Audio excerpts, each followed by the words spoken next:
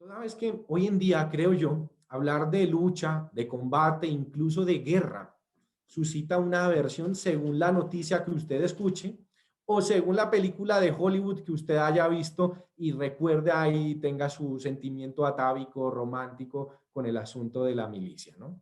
El caso colombiano es este particularmente y por ello queremos aportar unos pequeños datos. Tal vez no serán definitivos, pero sí me parecen muy importantes para que nosotros como practicantes desde la Sala de Armas 1492 podamos fortalecer nuestra práctica. Y con este breve ciclo, insisto yo, sucinto de charlas, esperamos que ustedes saquen, como nosotros lo haremos, todo el provecho posible.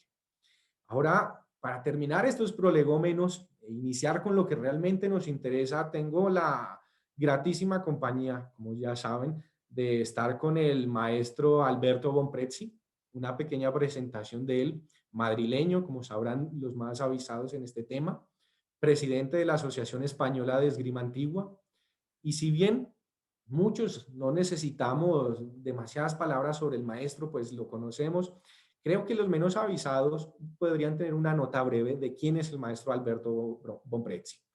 El maestro mayor es una persona a la que nosotros quisiéramos hacer un énfasis en un aspecto importante, toda vez que lleva más de 2 décadas dedicado a la enseñanza, difusión, estudio y reconstrucción de las artes marciales antiguas, las artes marciales europeas, ¿no? La esgrima antigua.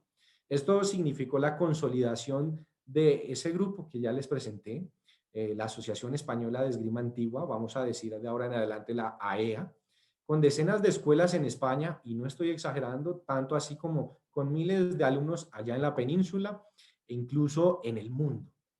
Claro, la hoja de vida del maestro es meritoria, necesitaríamos más campo, pero queríamos hacer un énfasis en esa idea de crear una escuela, una tradición, que es una cosa que para la Sala de Armas 1492 es de lo más importante. No nos extenderemos en estos prolegómenos y quedaremos con que la actividad actual o la principal actividad del maestro está enfocada en la enseñanza de la Escuela Española de Esgrima, tanto del siglo XVI, XVII. Claro, conocemos que están haciendo un trabajo fuerte también incluso en asuntos del 18 respecto del manejo del sable. Estamos hablando en últimas de la destreza de las armas y su relación con otro tipo de escuelas, movimientos históricos, sus contextos y sus alas y todas sus enseñanzas van claramente desde la espada ropera, la espada de punta y corte, la espada larga a medieval, la espada y el broquel, en fin, podríamos hacer un listado interesantísimo, pero no quiero aburrirlos con mis palabras excedidas y sabiendo que quizás pequé por escasez en esta introducción, le quisiera dar la bienvenida al maestro Bonprezzi para que pudiéramos hablar un poco. Buenos días, maestro. Hola, hola, buenos días, Jonathan. ¿Me escucháis bien, Noches no? ya en España. Sí, sí, Maestro, mil aquí. gracias por acompañarnos. Gracias a ti por invitarme, a todos vosotros. Es un honor. No, el honor es nuestro, Co- maestro. no, Quisiera como ya comenzar. sabes, yo soy muy proamericano por muchos motivos. Entonces, bueno, pues es un honor y un placer también, ¿no? Mil gracias, maestro. Quisiera comenzar a partir de esto que nos cuenta, presentándole a todos un pequeño video muy conocido por algunos, el video que yo he denominado video número 1, sobre una clase individual del maestro Alberto Bonprezzi en la sala en Madrid, ¿no? En Madrid, Quiero sí. que veamos un pequeño corto que nos va a presentar Eduardo de este video para iniciar una serie de preguntas interesantísimas sobre la experiencia marcial y esas reflexiones personales del maestro después de su experiencia en torno a esto. Entonces, me callo y por favor, Eduardo, ayúdenme.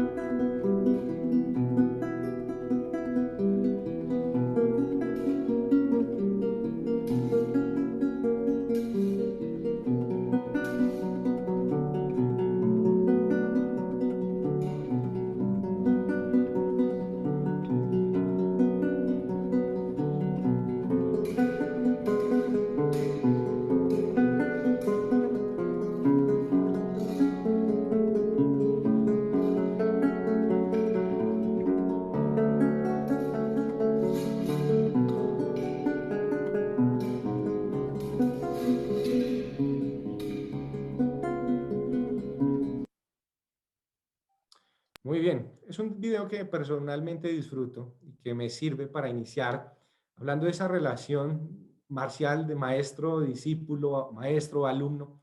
Quisiera preguntarle, justo con ocasión de las espadas que está utilizando el maestro Von Pretzi, que nos cuente un poquito sobre la verdadera destreza como un arte marcial de nuestro siglo. Sí, bueno, eso yo creo que no solo yo, creo que todos los que la seguimos, ¿no? Es lo que intentamos, vamos, o al menos yo creo que es lo que se debería buscar. La destreza yo lo he escrito y lo he dicho muchas veces, aunque a veces hay gente que no lo comparte, pero yo creo que es inevitablemente así. Es básicamente un sistema teórico. O sea, un fuerte componente práctico, práctico que tiene que ser trasladado desde la teoría. Entonces, lo primero que tú tienes en la destreza siempre es una teoría muy desarrollada, comparado con otros métodos que están enfocados más a desarrollar tretas, a explicarte tretas. Al principio de la destreza, el tratado siempre ves que hay mucha explicación geométrica. A veces hasta ponen las líneas, los círculos, explicando hasta los elementos que van a utilizar para poder crear el lenguaje con el que luego explicarán la práctica. A mí esto siempre me ha interesado porque me ha parecido que lejos de ser peor, es verdad que puede ser más complejo al principio, pero es mejor porque te libera de intentar hacer lo que pone, lo que tú puedes ver dibujado, explicado en un tratado. Y puedes coger la teoría y utilizarla para crear desde tu práctica, desde un correcto manejo del cuerpo a nivel biomecánico, una práctica nueva.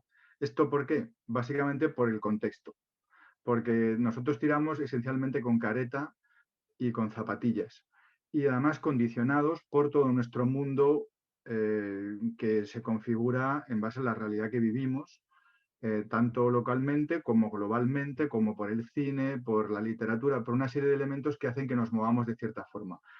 Esto se percibe si tú coges en Internet vídeos de 1930. O sea, ves un profesor dando clase y es más o menos parecido, pero es distinto. Ves a dos tiradores y tirando, por ejemplo, con sable deportivo en 1950 y algo, y es más o menos parecido, pero es distinto.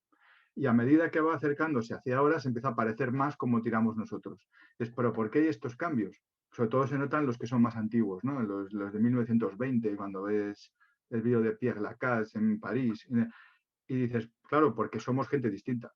Es decir, básicamente es muy parecido porque estirar el brazo es estirar el brazo, pero la forma en que se entiende la esgrima, la esgrima no es matar a nadie, es un arte. Matar es matar. Entonces, nosotros lo entrenamos como arte. Luego, si tuviéramos que matarnos, pues ya lo haríamos, pero no lo hacemos. Entonces, eso condiciona mucho la forma en que entendemos la práctica y cómo la llevamos a la práctica. Entonces, es necesariamente nuevo.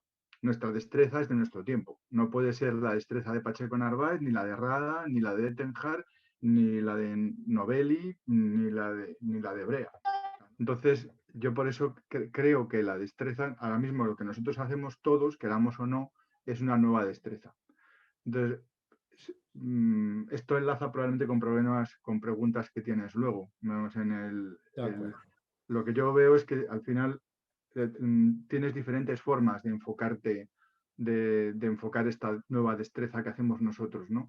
Lo puedes intentar hacer más purista, digamos, más pegado, más que purista, digamos, más intentando reconstruir el tratado, en cuyo caso estás yendo hacia un elemento, digamos, tratando la esgrima como una curiosidad histórica más que como un arte marcial, esencialmente.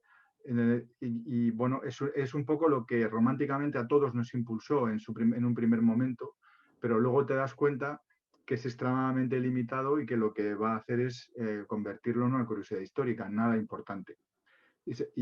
Por lo menos termino aquí antes de tu siguiente pregunta, para mí lo realmente importante es, digamos, la difusión de lo que es la esgrima. O sea, nosotros seguimos la destreza, es mi método, el que yo he decidido seguir porque es el que más me gusta además y creo que toda esa teoría lo hace maravillosamente, quizás un poco complejo, pero luego fantástico para poder enseñar.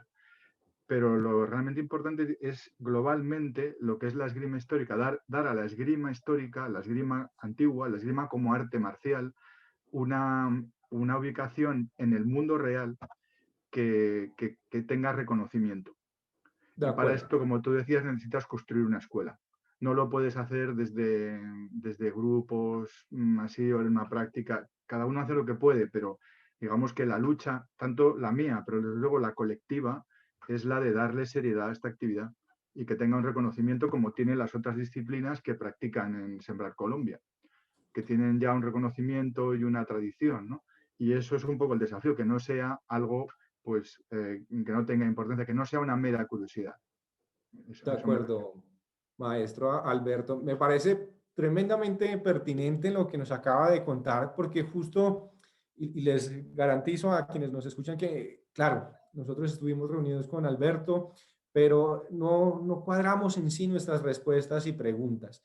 Y esto me hace coincidir justo con lo primero que yo tenía preparado para preguntar, que es una cosa muy básica, y es que el maestro Alberto nos habla de la idea de esa práctica marcial, pero una práctica marcial real en nuestro mundo, de esgrima antigua. Y por eso yo quisiera iniciar con una pregunta muy básica, y es, actualmente la Asociación Española de Esgrima Antigua, claro, sé que muchos ayudan en la asociación, pero ¿cuántas salas tiene y cuántos alumnos tiene para conocer un poquito el calado? Bueno, nosotros no somos tantos como decías, ojalá. Somos o sea, lo que es la EA son en principio unas 14 salas.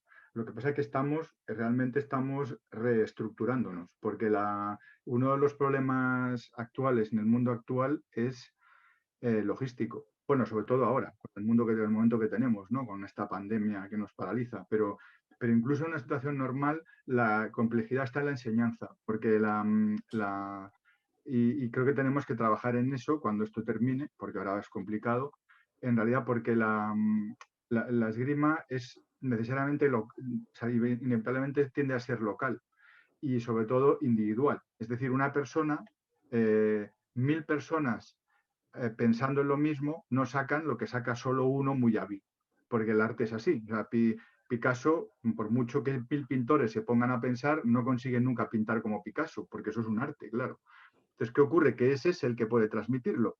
Y claro, eso es complejo porque solo es un ser. Entonces, y no tiene el don de la ubicuidad. Entonces, esto es una de los problemas que nos enfrentamos como estructura, porque ahora nos hemos quedado un poco deslavazados, es mantener ese nivel, porque claro, la capacidad de evolucionar es relativa a las personas que están al frente. Entonces, ahora yo ya he hecho trabajo en ese sentido, pero no está todavía desarrollado, implementado y aceptado por todos. Entonces, será lo que venga en los años venideros. Y a número de gente somos pues cerca de 400, son las distintas salas de la EA. Lo que pasa es que, claro, todavía es complicado, porque la esgrima es que es muy complicada, porque un problema local afecta localmente y puede hacer crecer o decrecer una sala por una serie de motivos exógenos, que no tienen nada que ver a nivel nacional. Es muy, la difusión de la actividad es complicada. De hecho, necesitamos organización, está De claro. acuerdo. Maestro, a partir de estos datos y para seguir construyendo esta historia, yo me propuse hacer una pequeña simbiosis entre lo viejo y lo actual, que me parece una Ujú. cosa bonita porque de ahí viene nuestra tradición. Y encontraba que Pacheco, por allá en el siglo XVII, en su libro Grandezas de la Espada, le escribían sus sonetos laudatorios, muy típico de la época en España. Y Sí. se decía que con esta aparición de la verdadera destreza, redundaba en el enriquecimiento de la vida, el honor, la paz y la guerra. Mm, Claro, hoy en el siglo XXI nosotros no practicamos destreza ni ningún arte marcial en principio. Bueno, habrá cual, alguno, pero no lo sí. practicamos para defendernos o para mantener la Mm, paz o hacer la guerra en estricto sentido. Tremendamente claro. Pero sin embargo, esa simbiosis de antigüedad, por ejemplo, lo que nos contaba Pacheco en Narváez, por allá iniciando 1600, y su simbiosis con la práctica actual, que es lo que nos cuenta Alberto, una práctica real, una práctica con salas que un problema local puede afectar importantemente. Esta relación y toda su experiencia nos podría regalar cuál sería su definición o un concepto que usted tendría después de todo esto respecto de marcialidad. A ver, es que Yo creo que es que en nuestro caso, en el caso de la esgrima antigua, en la esgrima histórica, vamos, que el término esgrima antigua, de hecho, lo acuñamos nosotros al crear la Asociación Española de Esgrima Antigua, pero sí además apropiado histórica, ¿no? En digamos que cambia un poco respecto a lo que es el concepto de marcialidad que proviene de las artes orientales y que es el primero que nos llegó, ¿no? ¿Por qué? Un poco por lo que decía antes, porque nosotros la forma en que la esgrima antigua se ha venido entendiendo varía según los intereses de las personas que lo han llevado, cómo se han desarrollado, del nivel de conocimientos, de su experiencia anterior y posterior. Entonces, tenemos distintas formas de entender lo que es la esgrima antigua como arte marcial. Entonces, tenemos como reconstrucción del pasado. Entonces dices, bueno, es apasionante porque a todos nos gusta. Una parte de mí vive permanentemente en el siglo de oro y es raro que en una semana no lea varias veces fuentes o textos de autores del siglo de oro para contextualizar lo que hago. Eh, bien, entonces dices, esto es apasionante. Pero esto es una forma de entenderlo. Como decía, es limitada porque lleva al intento de trasladar tal cual está en el libro lo que lees, y el problema es que no haces lo que tú lees, sino haces lo que tú crees que has leído, que has entendido, que es distinto. Entonces, claro, y eso ya implica una interpretación. Y en cuanto a tal, una ejecución que va a depender en buena medida de la habilidad del tirador, del que está enfrente, del tuyo y del propio contexto cultural, ¿no? Entonces, nunca va a ser igual. Esa es una forma. Y mucha gente sigue pegada a esa forma. Entonces, no está mal. Es una forma de entenderlo. Y sigue siendo el arte marcial, sigue siendo un arte marcial, solo que está definiendo unos objetivos muy concretos. Tienes otra forma, un arte marcial formal. Y yo esto lo he visto, o sea, no me lo estoy inventando, es gente que conozco y que he conocido. Entonces, ¿qué intentan? Tiran, por ejemplo, sin protecciones, y yo esto lo vi trabajando con el Broquel en Francia hace unos años, y entonces las conclusiones a las que llegan son, pues, por una parte tiene riesgo de hacerte daño, pero tiras tan controlado que muchas cosas no se hacen. Dices, claro, ¿por qué? Porque el riesgo a partirte la cara es tan grande que vas con un control tremendo. Entonces, quizás esto se parezca un poco a lo que hacían ellos, de alguna forma, porque ellos tiraban sin careta, pero las conclusiones a las que llegas son limitadas comparado con otro que tira a contacto pleno con protección. Entonces dices, bueno, entonces luego está quien lo entiende, lo quiere llevar al deporte de competición. Entonces, se arguye, a mí me gusta, yo vengo de la competición deportiva, pero se arguye que esto es más realista, que esto es más cercano al duelo por la emoción que tiene. Bueno, no lo comparto del todo porque es verdad que es emocionante y es formativo, es educativa la competición porque te pone bajo estrés, pero las reacciones técnicas son completamente distintas porque te atacan y tú como vas perdiendo, pues decides tirar de contratiempo. Entonces, presionas para la salida para marcar punto tú. Es un objetivo distinto, se trata de ganar y de remontar un resultado adverso, no de sobrevivir. Entonces, no es exactamente lo mismo que un duelo. Tampoco es exactamente lo mismo que hacer esgrima en el 17, porque no tirarías con esa fuerza jamás, porque se habría lesiones gravísimas, incluso muertos, porque no llevaban protecciones y los golpes que te das son muchos, vas muy forrado de protecciones. Entonces, luego tienes la práctica, que es la que haces en sala con control, con fuerza, la que hacemos nosotros más, ¿no? Con protecciones. Entonces, tienes unos límites de seguridad mayores por la protección que llevas. Tampoco es exactamente lo que hacían ellos, claro. Dices, ¿cuál es el arte aquí? Bueno, yo creo que lo mejor es una solución ecléctica, como decía mi profesor en la universidad. ¿Sabes? Coger de todo, estudiarlo todo, probarlo todo. Luego, creo que la práctica más normal es la última que yo comentaba, la de tirar en la sala con compañeros, con fuerza, con control, adaptando el nivel, adaptándote, usando espadas realistas. Y no, si se puede, porque hay gente que no tiene obviamente la fuerza física o las condiciones para manejar un arma completamente real, como era, y quiere practicar. Entonces tienes que hacer concesiones a esa práctica. Pero digamos que en aquellos que tienen esas condiciones, sí intentar ser honesto. O sea, creo que el arte marcial hoy en día, en el nuestro, lo principal, hay dos características esenciales. Uno es ser honesto, saber dónde se está, saber lo que se está haciendo y no, o sea, no creer que se hace más allá de lo que se hace, ser honesto, admitir que los límites de lo que hacemos y que no podemos hacer exactamente lo que hicieron. Tampoco pasa nada. Como dice un buen amigo mío, tú lo puedes hacer solo de dos formas, bien o mal. No, no, la forma histórica es, no hay una forma histórica, hay bien o mal. Y luego tú intentas hacerlo, digamos, trabajar con ese método histórico para entender.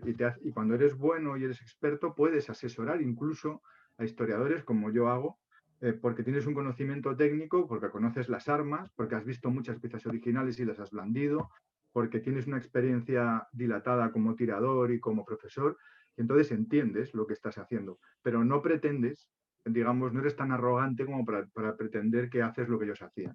Eso no. Yo creo que en esta, lo primero es la honestidad, lo segundo es la humildad. O sea, por bueno que seas, no, la humildad no quiere decir que tú digas que eres malo cuando eres mucho mejor que cualquiera, no es eso. Es que seas humilde contigo mismo, con tu propio, que tú sepas dónde estás.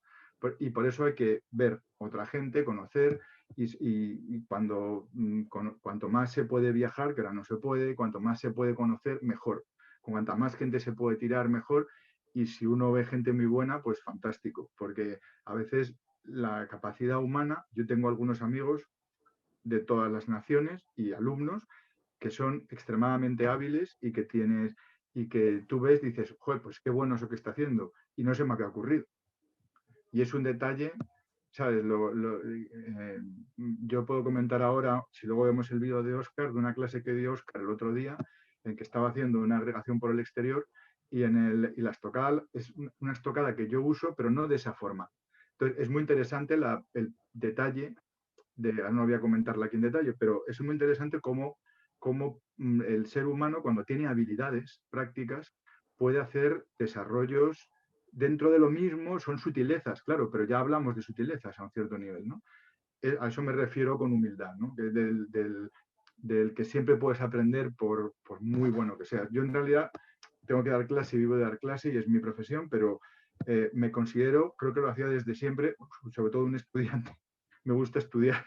Y entonces leo y practico y hasta mientras pueda y tenga fuerza, seguiré con ello. De acuerdo. Aquí yo sé que quizás el maestro me lea o me escuche muy obvio y quienes nos escuchan también digan, pero ¿qué es esta pregunta tan obvia? Pero creo que puede empatar mucho con lo que nos acaba de contar Alberto, y es que entendiendo este sistema o esta segmentación, digamos, marcial a través de la historia y las prácticas personales, no sé si el maestro Alberto siente que en la actualidad la esgrima antigua sí tiene ese fuerte sentido marcial, o más bien se percibe en el ámbito. Claro, dependerá del lugar, dependerá de la persona, pero uno a veces percibe que en el ámbito hay X o Y circunstancia. No sé si el maestro percibe el ámbito marcial de la esgrima o actualmente más bien está descuidado. Es un poco lo que comentábamos antes, ¿no? Yo veo que creo que no podemos compararnos del todo con las artes marciales orientales. O sea, porque ellos proceden de entornos culturales y de mentalidades distintas, ¿no? Yo, cuando era niño, practiqué karate muchos años y mi maestro era japonés.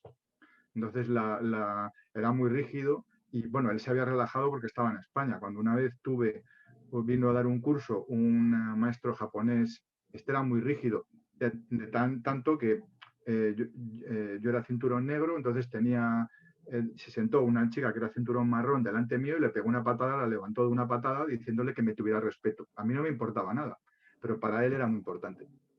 Entonces, nosotros no somos así. O sea, quizás porque ha cambiado mucho, quizás fuera así en el 19, lo que era un maestro esgrima en el siglo XIX, hoy en día no es así, porque la estructura social en la que vivimos no nos permite, desde luego, tener esa autoridad tan. Entonces, esto ha cambiado.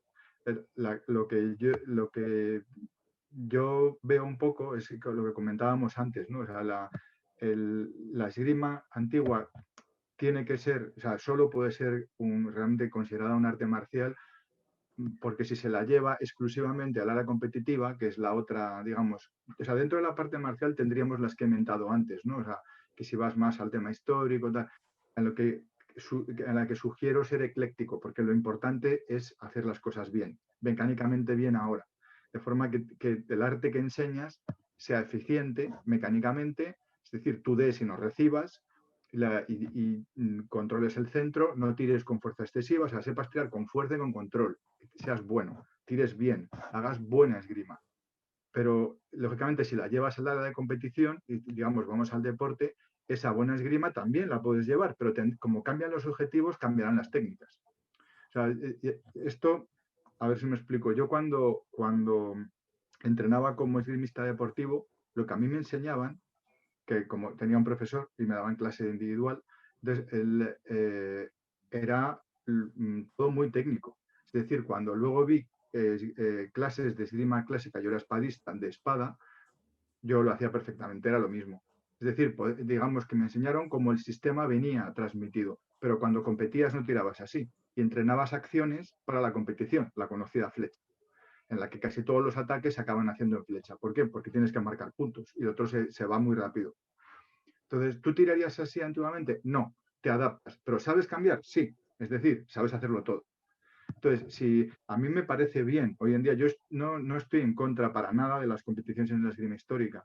Me parecen buenas para formar al tirador desde el punto de vista emocional y para aprender humildad, porque en el deporte, como pierdes muchísimo, ganas poquísimas veces si eres bueno. Bueno, si eres muy bueno a lo mejor no, pero si eres relativamente bueno, alguna vez ganarás y perderás mucho.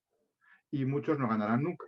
Entonces, ¿qué ocurre? Eso te hace humilde, porque al final tiras bien, pero quedas quinto o séptimo, pero no has llegado a la final, no has ganado, llegas a la final y quedas el segundo. Entonces, eso te enseña cosas, pero si ese es el único fin, esto se convierte en un deporte y tampoco le veo la salida por esa vía porque por tal como está estructurada la sociedad, no es un deporte amateur, no tiene dinero. Entonces, los competidores no van a ser remunerados por competir, porque no tiene tradición. Entonces, esto no estoy muy seguro que esto pueda ni a nivel nacional ni internacional funcionar por la vía del deporte como una vía de darle una ubicación a la actividad en el mundo real. Creo que va más por la vía del arte marcial. Y el deporte amateur servir como una actividad formativa, por una parte. Por otra, sí creo que nosotros, el caso de la esgrima antigua es excepcional. Es decir, ¿qué tenemos nosotros? El karate que yo practiqué cuando nació en el siglo XIX, en principios del XX, en Japón. Vale, te lees el libro de Funakoshi y eso, pero no tiene una literatura como la del siglo de oro español. Es que ¿cuántos tratados hay de esgrima europea? Un montón, de todas las naciones. Solo de la destreza hay muchísimos. Y además de la literatura aparejada. Entonces, lo que sí veo que además esta actividad tiene es ese fuerte componente cultural que obviamente no es leerse patateramente el tratado y pretender de ahí. No, no, no. Es estudiar, leer de la época que tú estudias. Eso por lo menos para los profesores. Y luego transmitir con pasión esos elementos culturales para despertar el interés, que a lo mejor habrá que no le interese nada, pero desde luego nosotros, los que tiramos con la espada ropera del siglo de oro, pues eso es un viaje en el tiempo, porque ya fuera del tema estrictamente técnico, te proyecta a leer sobre el teatro, ¿sabes? La vida de la gente en el siglo de oro en España, bueno, y en otras partes de Europa y del mundo, ¿sabes? Pues eso puede ser en América también, porque, claro, entonces, ¿qué ocurre? Que ese estudio, digamos, hasta local, de la historia local, procedente del interés por la esgrima, sí me parece apasionante, no vinculado a la parte del arte.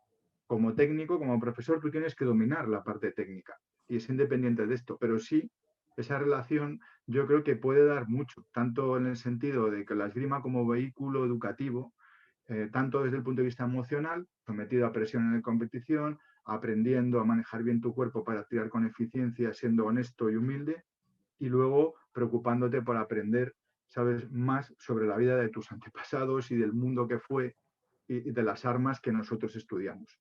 Y ir a los museos, como vi que hiciste hace un tiempo, ¿no? Que vas al museo y ves un museo con otros ojos. Cuando miras todas estas piezas o pues lo miras con otros ojos, porque, claro, ya forma parte de ti, ¿no? Y de alguna forma esa vivencia que te da la espada, pues es difícil de explicar, tú me entiendes, como todos los que practican esgrima, pero hay una relación emocional, ¿no? Estamos emocionalmente un poco vinculados al pasado, ¿no? Entonces, De por eso acuerdo. digo que es una filosofía de marcialidad, una definición o una forma de entender el arte marcial única, un poco exclusiva nuestra. De acuerdo. Y ahí yo vengo entonces con una pregunta un poco polémica. Sé que el maestro ya la ha ido introduciendo en su respuesta, pero parto un poco, ahí por hacerle la cuña a Pacheco de Narváez, él decía, si quieres saber qué es destreza verdadera y vulgar, compárelas. En la tradición alemana también aparece un poco la idea Sí. de comparar. Claro, aquí no estamos para decir, eso es vulgar, aquello es lo cierto, ¿no? Pero sí es una pregunta polémica a la que yo apunto y a la que quiero comparar, y es esos aspectos que son muy interesantes, como el deporte, el ocio, incluso el simple snob, pueden estar de alguna forma desplazando lo que nosotros valoramos como arte marcial en la esgrima antigua. Podría ser, pero no podemos hacer nada. Es decir, nosotros, yo no creo que se pueda desplazar tal cual. Eso depende de de que o sea, los profesores, los maestros, los que estén dando clase, los que trabajen, tengan claros sus objetivos y sean, como digo, honestos y humildes en su práctica. Luego, no puedes evitar que otra gente lo quiera enfocar de esa manera. O sea, no, si alguien quiere hacerlo como, y lo tiene un nivel muy bajo, pero luego quiere vender, no vas a poder hacer nada porque no puedes controlarlo. Eso, lo que no creo es que lo desplace, porque si se trabaja con calidad, al final eso se nota y lo que pasa es que es un trabajo que hacemos de zapa uno a uno. Yo solo puedo hacer el mío. Tú tendrás que hacer el tuyo y mucha más gente tendrá que hacer el suyo. No digo solo en la destreza, hablo en general. Porque, claro, esta actividad es una actividad que puede apasionar y yo sé que soy consciente de la complejidad que tiene desarrollar cuando no se tiene una formación o tal. Es difícil. Y a veces lo que ocurre que sin mala intención hay practicantes que como no pueden evolucionar ellos, lo que hacen es adaptar la filosofía a su práctica, en vez de intentar trabajar en la práctica dentro de una filosofía, como digo, honesta. Pero eso es complicado, porque necesita gente capaz, gente ya preparada, y a veces se empieza sin formación. Y claro, es difícil, es difícil. Lo que se puede hacer, o sea, lo que se puede hacer nosotros, lo que podemos hacer es solo intentar hacerlo lo mejor que podemos. Yo intento hacerlo lo mejor que puedo dentro de los límites humanos que tengo, porque tengo muchos, como todo ser humano, tengo defectos y bueno, pues entonces intento hacer lo mejor que puedo y dejar, en la medida que pueda, dejar un legado, si puedo, que pueda seguirse, porque tengo confianza en lo que he hecho y en lo que hago. Y entonces habrá quien no me crea, pero yo sé muchas veces estoy convencido de lo que hago y enfrentado a otros planteamientos, sé que tengo razón. Entonces, no es arrogancia, es simplemente que viene de demostrármelo y de siempre poner en tela de juicio lo que hago. Y dices, bueno, pues yo intento hacerlo lo mejor que puedo y dejar un legado. Y bueno, ya veremos luego lo que será lo que pueda ser. Nunca se sabe, porque la esgrima puede desaparecer en una generación. O sea, lo que se trabaja, luego como no haya nadie que continúe, pues se pierde como se perdió antiguamente. Pero vamos, también se recupera, porque la capacidad del ser humano es increíble. Solo tiene que aparecer alguien capaz con voluntad, ambición y tal, y se pone, y hace falta mucha pasión ya, pero de vez en cuando alguno aparece. Entonces, y eso vuelve otra vez a surgir. Esperemos perdurar, esperemos. Justo con esas palabras que me parecen, a mí me importan bastante porque yo tengo también esa convicción dentro de mi poca experiencia, pero tengo esa convicción. Pero me preguntaba, y justo por experiencia mía, viendo muchas cosas, eh, qué día, hace unos días, insisto, preparando, leía a Pacheco de Narváez, releí algunas cosas, y él describía algunas cualidades que quién o cuál debería tener para ser un buen esgrimista en su época.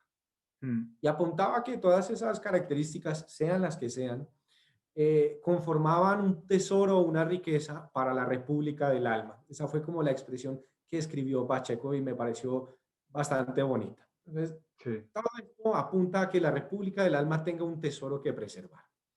En esa medida, uno como instructor, sobre todo con poca experiencia, con toda la gana, la ambición, la intención de generar cosas buenas, ¿qué debe hacer o qué debe pensar justo para eso? Para que cuando yo esté enseñando esgrima antigua, pueda formar la República del Alma de mi escuela, de las personas que asisten a mi escuela. Vamos a ver, vamos a ver, te cuento por mi experiencia. Luego digo, o sea, yo cuando empecé con esto en el año, o sea, con la primera vez que me interesó el tema antiguo, debía ser el año 98, 99.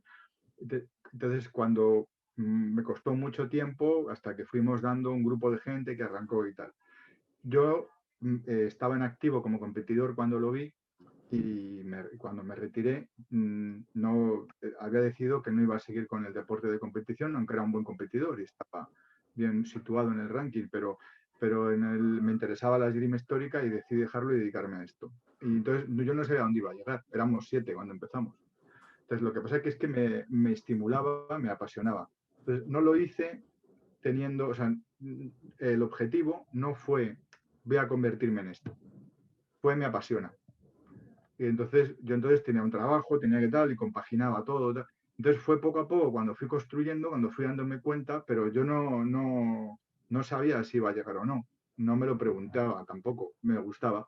Entonces lo que sí era consciente, porque era consciente desde que era pequeño, que peleaba bien, y cuando hacía esgrima, pues era bueno. Entonces o sea, me comparaba, yo digamos quizás fue la suerte, ¿no? Que te obliga a ser humilde, que te decía que yo entrenaba en el centro de alto rendimiento donde entrena el equipo nacional español. Entonces, que era claro, todos eran mejores que yo. Entonces, no solo ellos, había mucha gente que estaban para entrar en el equipo que también eran mejores que yo. Entonces, yo era bastante bueno. O sea, en mi club teníamos un grupo de gente fuerte, tirábamos bien y estábamos, pues eso, entre los 20, 30 primeros del ranking por clubes, pues por equipos quedábamos bien, que sacábamos una medalla de plata, tal. Y entonces estás ahí, pero al final cuando te enfrentas a ellos, son mejores que tú, entonces siempre pierdes. Siempre cuando llegas a tal, vas a entrar a la final de 8 y te echan. Entonces, eso te hace ver las cosas con cierta humildad, porque es que no eres que no fuera bueno, en cuanto salía de ahí ganaba a todos, solo que ahí no. Entonces, claro, cuando yo trasladé eso a la esgrima histórica cuando empecé. Entonces yo iba, pues eso, viendo a ver, porque ya tenía que desarrollar. Lo que pasa es que tenía sentido común para eso. Entonces fui poco a poco haciendo desarrollos que eran eficientes mecánicamente. Entonces, luego, y ahí fue cuando te das cuenta con el tiempo, he ido cambiando mis ideas, o más que cambiándolas, puliéndolas con los años. Y a veces creo que es difícil explicarlo en palabras. Tengo que hacerlo en la sala, con la espada en la mano, para explicar exactamente que si, por qué hago esto, no lo otro, que te dicen, no, que tiras deportivizado. No, a veces sí, y a veces no, puedo hacer lo que quiera. Yo puedo decidir lo que hago. Si tiro más y cambio de espada, cambio de forma de tirar. Y en los últimos años, como los años me van pesando, pues he estado teniendo que tirar con una lesión complicada en el tendón. Y entonces veo asaltos míos que no me gustan porque yo trabajo mucho con la agregación de las armas y no puedo, porque no tengo fuerza en el tendón. Entonces la estoy rehabilitando y estoy volviendo y cada vez vuelvo más a mi forma natural. Pero tengo que adaptar mi forma de tirar a mis limitaciones. Entonces, es claro, esto, o sea, por eso digo que es que al final es un proceso personal en el que tú como profesor, el proceso de desarrollo que llevas consume tu vida. O sea, va a hacerte cambiar con el tiempo, viendo, y esa experiencia yo creo que no, a ver si me explico, no es que empiezas con la idea voy a convertirme en esto, vas viendo poco a poco a lo que vas llegando. Lo que pasa es que esa experiencia es valiosa si lo haces bien y si eres constante y insisto, humilde y honesto, si sabes dónde estás, si sabes dónde, porque no siempre te mantienes en el 100%, aunque seas un crack y estés en la cima, en el cenit, en algún momento vas a tener lesiones, te vas a hacer mayor, vas a tener no sé qué, tu vida va a cambiar, vas a tener 2 hijos. Entonces, eso va a cambiar tu posición. Tienes que asumirlo. Tienes que asumirlo y saber dónde estás, saber cuáles son tus puntos fuertes, tus debilidades y a partir de ahí tú construyes y vas llegando a algo, ¿no? Entonces, al que tiene que enseñar y, pues lo principal, yo iría siempre a lo que digo, honestidad y humildad, saber dónde se está. Es muy complicado cuando se carece de formación previa. Soy consciente porque, claro, alguien que viene del deporte tiene ya la musculatura, las conexiones neuromusculares están formadas. Entonces, eso luego será más o menos hábil, pero tiene ya una formación biomecánica asentada. Cuando no se tiene eso, es complicado, es complicado. Entonces, hay que siempre intentar, pues yo intentar aprender lo mejor que se pueda. Ahora hay mucha más información que cuando yo empecé, que no había nada. Entonces, hay muchos más vídeos, tal. Si se pueden buscar profesores capacitados que te puedan enseñar a controlar tu cuerpo y hacer, pues mejor. Y luego entrenar con regularidad y siempre ser humilde, saber dónde se está, porque es tentador en un entorno pequeño, cuando uno es el chulito del gimnasio, es el jefe del gimnasio, o sea, pensar que yo tal y cual y que el ego te coma, eso es porque todos las artes marciales somos necesariamente egocéntricos. O sea, ningún deportista bueno no lo es, porque si no tiene el impulso vital para entrenar lo que tiene que entrenar, estar todo el día allí al pie del cañón. Eso solo lo haces porque algo te impulsa a ti. Pero debes controlarlo y darle forma para luego convertirlo en algo constructivo. Y por eso es importante saber dónde se está, saber y reconocer cuando hay gente. A mí me encanta ver grandes esgrimistas. Cuando los ves, dices, joder, en la disciplina que sea, dices, joder, cómo se mueve, cómo tira el tío, cómo, y, y que sea bello lo que hacen. Porque siempre he pensado que la esgrima, o sea, más efectiva también es bella. Hay tiradores efectivos que no son bellos, pero el cenit, el sumum, es cuando también es hermoso, cuando se despliega una esgrima hermosa, esto es una maravilla y es un Maestro, poco lo que... ahí me tengo que atravesar, discúlpeme hacerlo de esa forma, porque justo ese es el siguiente asunto que Ah, quisiera que nos contara. Y perdona atravesarme así, le voy a no, rogar a no. Eduardo que nos ayude con el video en el que aparece el maestro Oscar Ah, sí, Torres. claro. Y podremos saber un poquito más a qué se está refiriendo el maestro Alberto. Me parece tremendamente interesante este video. Eduardo, por favor.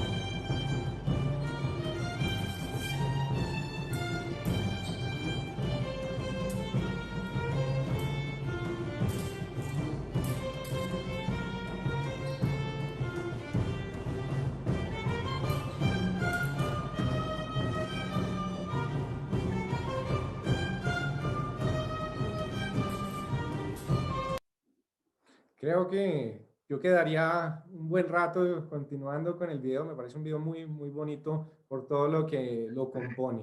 Sin embargo, aprovechemos ese video para hacerle una pregunta al maestro Robón Pretz y ya ir cerrando un poquito estas breves ideas y estas reflexiones en torno a la marcialidad. Lo hago a partir de una idea que me parece personalmente muy bonita. Yo aprendí que uno solo cita a alguien cuando ese lo dice mejor que uno. Claramente, esta frase de Carranza, de Jerónimo de Carranza, ese otro gran padre de la verdadera destreza, decía, Sí. el ánimo del hombre, en últimas, es el ánima del atleta. Algo así como ese espíritu que tenemos nosotros es lo que va a inspirar mi movimiento. Entonces le pregunto al maestro, ¿qué anima a las tretas que aparecen en este video después de esta práctica consolidada, asentada de escuela? Bueno, esto, si te fijas en quizás, vamos a ver, voy a cogerlo un poco de forma abierta, ¿no? Si tú te fijas, el estilo de Óscar es el estilo de Óscar, es muy característico. Entonces, ¿por qué? Porque tú tienes que tirar como tú eres. O sea, tú no puedes, cuando tú sales, muchas veces cuando das clase, yo cuando doy clase, claro, creo que no es nada especialmente místico. O sea, cualquier profesor cuando da clase ve cómo son sus alumnos y por cómo tiran, por cómo se mueven, por cómo tú ves su personalidad, o por lo menos una parte de ella. No puedes ver todo, pero puedes ver. Entonces, por eso todos tiramos como somos. Por eso cambia, nuestra forma de tirar cambia con el tiempo, porque cambiamos como seres humanos. Y cambiamos porque nos hacemos mayores, porque maduramos. Tal. Entonces, eso nos va a afectar. Entonces, luego está, claro, como somos psicosomáticos, es el alma, sí tienes tu ánima, pero luego tienes tu cuerpo. Entonces, cada cuerpo y cada espada, según la morfología de la espada, va a definir una forma práctica determinada. Por eso no se puede constreñir algo a una descripción, ¿sabes? Sino que tienes que dejar que, porque claro, un tratado de esgrima muestra una serie de tretas o describe una serie de tretas, pero claro, no sabes cómo es el cuerpo el que lo hace, ni su espíritu, ni la espada que usa, ni la de su contrincante en todos los casos. Eso va a cambiar cómo lo pones en acto, en acción, porque los medios van a variar. Entonces, la gente sabe lo que es el medio, ¿no? Un medio es la distancia del tiempo en un ángulo dado. Entonces, cambiando los medios, por la longitud del arma, por tu velocidad, por la longitud de tus piernas, por tus conexiones neuromusculares, por la decisión, el carácter que tienes, todo eso cambia la forma en que lo implementas. Entonces eh, eh, tú en este vídeo lo que ves es eso. Ves Óscar es un tirador que tiene una forma muy hermosa de tirar, muy elegante, con un movimiento fluido, claro, que además demuestra que no tienes por qué ser un gigante de un 80. Sabes que el arte está en la cabeza y en cómo coordina eso con el cuerpo. Hace falta unas condiciones físicas normales. Es quizás una de las bellezas de la esgrima histórica, ¿no? Que no necesita que seas un atleta, mientras que el deporte básicamente te lo exige, porque las reglas te condicionan tanto que obliga a que tengas unas características físicas, neuromusculares determinadas. Entonces, restringe muchísimo el ámbito del practicante de élite. En cambio, en la esgrima histórica no. En la esgrima histórica cualquier persona con unas buenas condiciones físicas normales y una sana y con unas es más la cabeza y la coordinación, ¿no? Y ese espíritu, y eso, yo quizás se refiriera a eso Carranza, ¿no? Como... De acuerdo. Yo sé que, o entiendo, a partir de lo que nos ha contado el maestro Alberto, que yo, de acuerdo a mi condición física, mi disposición, mi voluntad, tanto así como mi relación con mi instrumento, que es de la espada en últimas, determino cuál va a ser mi condición en esta frase. El ánimo del hombre es el ánimo del atleta. Pero no hay alguna forma o hay algún pequeño resquicio, por ahí un pasillo chiquito en el que el ánima del maestro se perciba en el ánima de sus alumnos. Yo, yo lo que creo que esto quizás más que o sea, esto es muy romántico, o sea, pero yo no soy tan arrogante como para pensar que puedo influir tanto. O sea, que yo intento enseñar bien o sea, lo mejor que puedo, desde luego. Y si me equivoco, desde luego no lo hice a posta. O sea, lo que pasa es que nunca enseño lo que no sé hacer muy bien. Claro, si no lo sé hacer, digo, no lo enseño. Porque o si hago, o si expreso una idea, no lo digo sabiendo que solo es una interpretación, es una propuesta, pero no es algo que yo sepa hacer bien. Solo lo enseño cuando lo sé hacer muy bien. Pero lo que creo que puede influir es la forma de entender, es decir, es la filosofía. Yo creo que la filosofía de la práctica, es que lo que hablábamos al principio, es un poco es importante, porque si tú cambias la filosofía, cambias la práctica.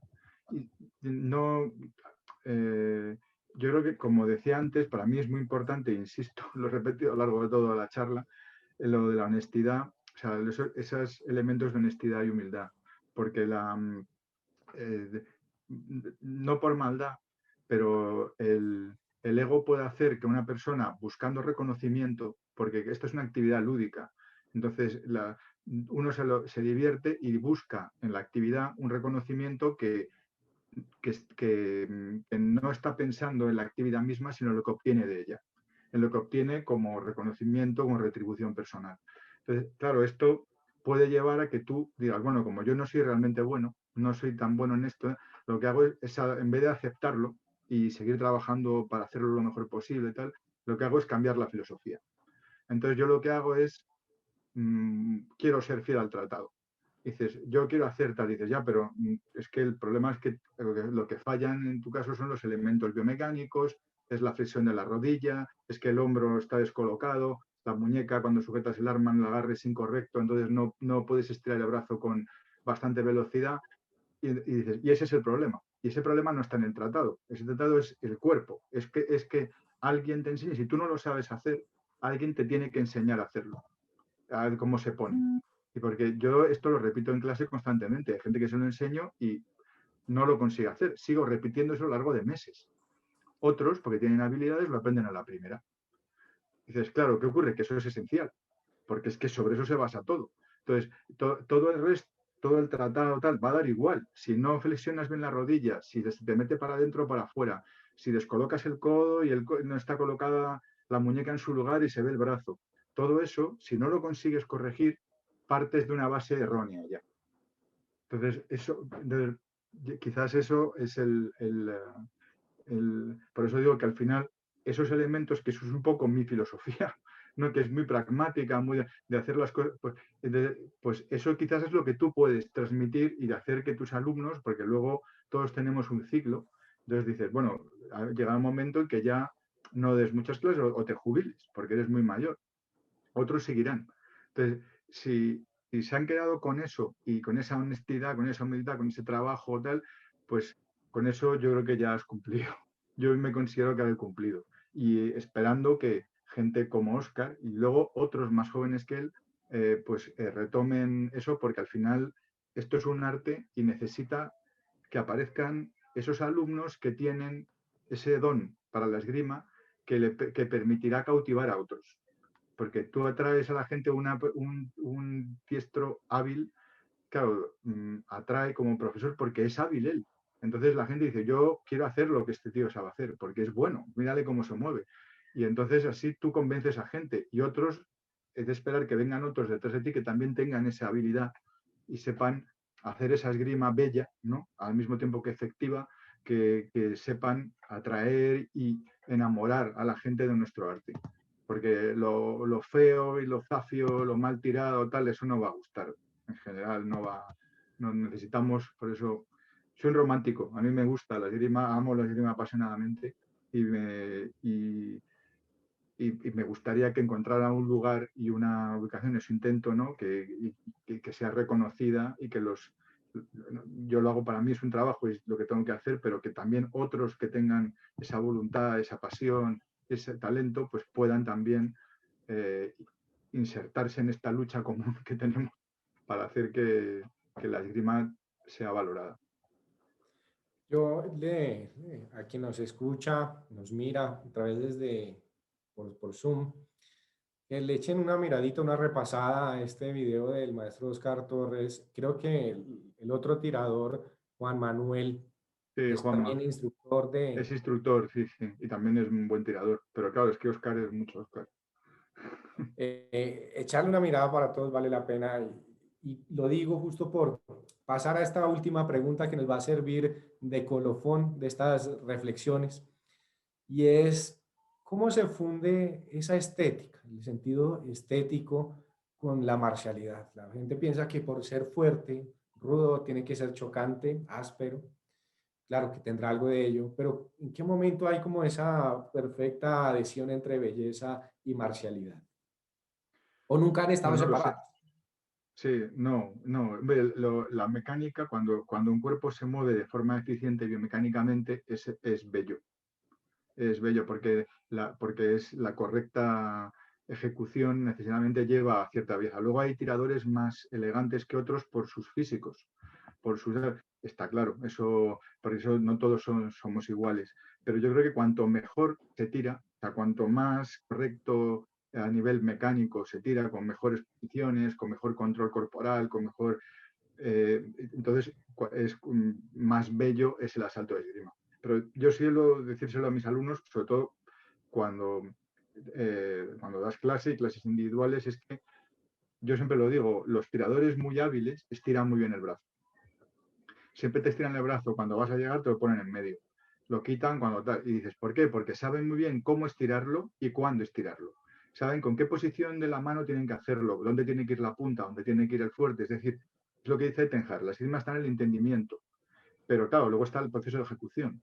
Entonces, una ejecución incorrecta hace que el entendimiento no pueda aplicar eso que ha entendido de forma adecuada. Y una ejecución por sí misma, tampoco, si no sabes dónde ponerlo, tampoco. Entonces, conjugar esos elementos es lo que luego van a llevar a una buena ejecución, a una buena práctica y a una esgrima bella, a una esgrima hermosa. Entonces, pero la rudeza, o sea, yo no lo veo peleado porque mi refrán favorito en castellano es lo cortés no quita lo valiente. Y yo creo en esto firmemente. O sea, tú sobre todo si has tenido la suerte de tener una educación, debes profundizar en esa educación porque de alguna forma, y al hilo de lo que estábamos comentando, si quieres representar, de alguna forma eres un embajador de la esgrima histórica, de la esgrima como arte, ¿no? Como arte, pues que seas educado, que sepas hablar, que tengas cultura, que hayas leído, es importante también para posicionar eso. O sea, porque no eres, dicho así mal, un repartidor de hostias. Pegar es fácil, solo hay que ser un pegón, pero no, que tienes que ser, tienes que tener ese valor y esa templanza, ¿no? Y saber cuándo estás en un lugar y cuándo estás en otro. Entonces, y de alguna forma, esto es mi propia, yo creo que tú lo compartes conmigo, pero es mi propia percepción, un poco como el romanticismo que permea la actividad, es esa palabra que en cristiano es un hidalgo, pero un hidalgo moderno. No el hidalgo linajudo, ese de la España y de la América, de Hispanoamérica, ¿sabes? Que es muy solo clasista, tal. No, no, no eso, sino el del hidalgo de espíritu, ¿sabes? De que claro, tienes que tener la suerte de tener formación, pero yo creo que ese es un poco el paradigma de lo que debería ser un poco el ideal, ¿no? Del personaje, la persona que es, como digo, es una realidad romántica, es una forma de percibir la realidad, no es real.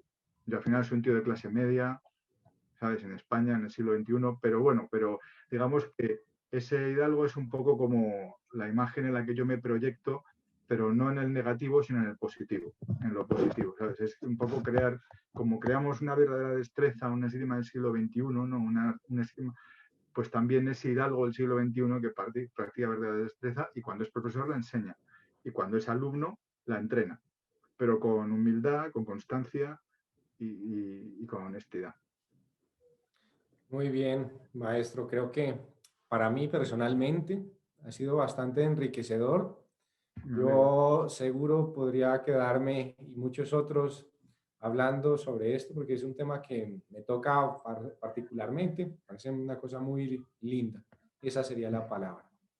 Pues gracias a Dios tuvimos la oportunidad de charlarnos esta horita. No tendría yo mucho más que agregar que darle a Dios y a usted las gracias por acompañarnos, regalarnos su conocimiento, a todos los que se conectaron por tener esa emoción común con nosotros. Les rogaría tal vez dos cosas. La primera es, si les da un poco de curiosidad sobre lo que hacemos en la sala de armas 1492, ya saben, podrán buscarnos en nuestras redes, Instagram, Facebook, todo este cuento. Pronto subiremos esta charla con el maestro a YouTube para que todos puedan repasar cosas que son interesantes respecto de humildad y de algo de espíritu, que es lo realmente importante, ese sustrato de una práctica honesta. Les agradezco mucho, señor. Muchas gracias a ti por invitarme, ha sido un placer y un honor. Y a todos por escucharme. Mil gracias. Con esto yo creo que podemos cerrar nuestra emisión de hoy y próximamente estaremos hablando de otros temas muy amables y hasta luego. Hasta luego. Hasta luego.